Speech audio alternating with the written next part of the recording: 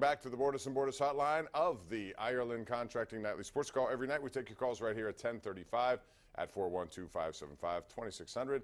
Bob Pompeani, Ron Cook. I have a tweet here I want to get to. It's Miker8771. He says, hey, Bob, you did your broadcast at the Penguins behind myself and my friend. Can you give us a shout-out to Mike and Emily?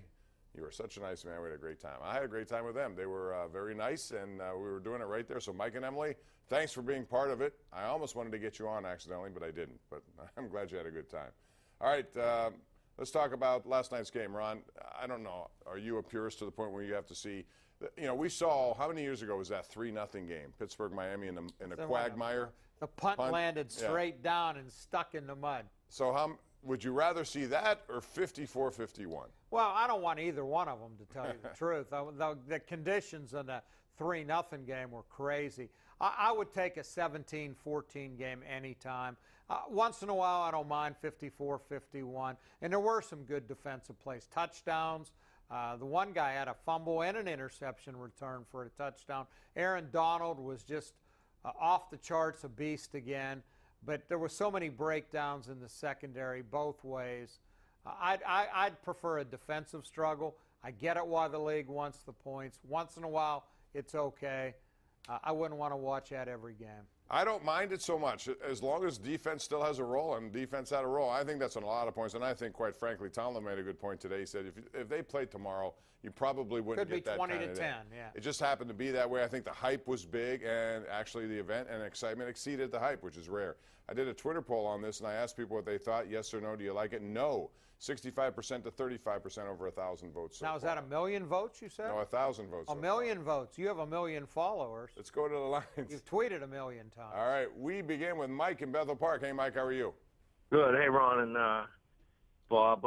Glad talking to you. I'm just wondering, it's been a great 12 years with this Penguin run, 4 Stanley Cup appearances and 3 Stanley Cup victories. With all that's going on here, do you think it's quite possibly that this is the end of this run, that all teams eventually come through and the city's just not kind of seeing it through the forest, and this might be just a 4 or 5 year period of mediocrity ahead of us? And I just wanted your thoughts on that. Thanks, Mike. I appreciate the call. My take is as long as you have Malkin and Crosby still playing well, I think you have a chance deep in the center position. But it always comes down to goaltending. And teams have caught up with the Penguins, Ron. That's all I'll say. And when that happens, you're going to have, look what happened to Chicago Blackhawks. And I'm not making a comparison here. I'm just saying. They fell off a cliff. They had 3 championship teams. And now all of a sudden, Joe Quenneville's out of a job despite his impressive resume, Ron. So it can happen pretty quickly. Los Angeles Kings. Yeah, Daryl Sutter. Same thing. Daryl Sutter. It's hard to stay on top. I think the Penguins still have a great nucleus, obviously, with Crosby, Malkin, Letang, Kessel, Dumoulin. I think you can add a lot of people. They got to get better goaltending. Matt Murray has such a key for them to come back. It'd be nice to see some of the secondary scoring come through. I'm not ready to say the window's closing, but I think they're in a little bit of trouble now. We're almost to the quarter pole of the season, and they have the worst record in the Eastern Conference. Tied. That's not good at this point of the season. You're right. Tom Pallone Sr. on Twitter says, loved, with all capitals, loved the game last night. Very entertaining. One criticism I heard is that there was no defense, but I saw 3 defensive scores. Yes, you did. You did. Tom, as long as there's that, I like it. Tony in the Hill District joins us right now. Hey, Tony, how are you? How you doing, Bob? Good. What's up? I just want to go back to Sunday's game for a minute. How do you get 2 or 3 interceptions from the Steelers, never capitalize off of the interceptions that they have? I'm talking about Jacksonville, like Jalen Ramsey? No, I'm talking about when they got the 2 or 3 interceptions off the Steelers, they never capitalized off them interceptions. Because they don't have a very good offense other than a run game, and they couldn't punch it in because the Steelers' defense has been very good lately at preventing points. Okay, but then too, I want you guys' opinion on from the second quarter on. I just got to me that the coaches really didn't have no trust in Blake Bortles because he never really threw down the field. All right, Tony, thanks for the call. Ron, what you think? They had no trust in Blake Bortles. I mean, the Steelers' defense had 4 3-and-outs in the second half. They contributed to some of that by not willing to do anything. They didn't trust the quarterback. You could trust him with your legs. He's a good runner. Could have rolled him out a little bit. He hurt him last year, obviously, in the playoff game. Bob, as I look back on it, I still can't believe they lost the playoff game here to Blake Bortles. Well, but you saw all the turnovers in that game, too. Right? I mean, Fournette is a big-time running back. I love watching him run. But I can't believe Bortles is still in the league. He's terrible. Well, as I said to you on your radio show the other day, I thought because they won, they had no choice but to bring him back. It would have been tough to say, hey, he's an AFC championship, or went to that game. He was a quarterback. He played 2 good games and we're going to get rid of him. And people would have said, oh, you can't do that. But now maybe I think they wish he had got rid of him. Scott in South Side. What's up, Scott? How are you? Hey, good, guys. How you doing? Good. What's up? So the Steelers were way down and had a nice comeback win, and I kind of see the Penguins season the same way. They're way down, and I think they'll come back. That just makes me wonder how much further down will Ron Shirt go with the. All right, let's go out to line 2. That's Farmer and Katanning. Farmer, you're the first Farmer I've had by name anyway on the show. About 2 or 3 weeks ago, they fired an NFL referee. We never heard why they fired him.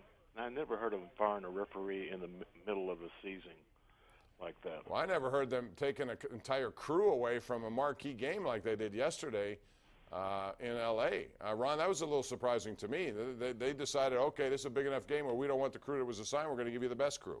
Yeah, I heard Gene Steratore say on the radio that they're doing more of that mixing and matching. I don't know. I like a crew to work a crew. They know what each other's doing. Last night, obviously, a big game. Everybody watching.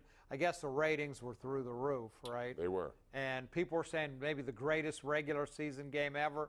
I don't know about that, but if you like a lot of points, it was awfully entertaining. It was entertaining. But when you think about it, Pat Mahomes, even though he had 6 touchdown passes, had 3 interceptions and 5 turnovers, strip sacked twice. Let's go to Justin in Altoona, Pennsylvania. Hey, Justin, welcome to the Sports Call. Go right ahead. All right, I was just calling about the Steeler game Sunday and just the Steelers in general this season. I just want to see what you guys think about where they mix in the NFL with all the other teams. I think they don't get enough credit, which I love flying under the radar, but their defense and offense are both ranked in the top 10 right now overall on both categories.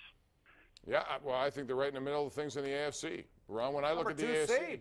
Right now they're the number 2 seed, and they inched closer to number 1 yesterday with Kansas City getting beat, right? Kansas City, though, has had the tiebreaker, so. Well, but there is no tiebreaker because the Steelers have that tie game. Yeah, but they still have, if it somehow, that's going to hurt them at some point.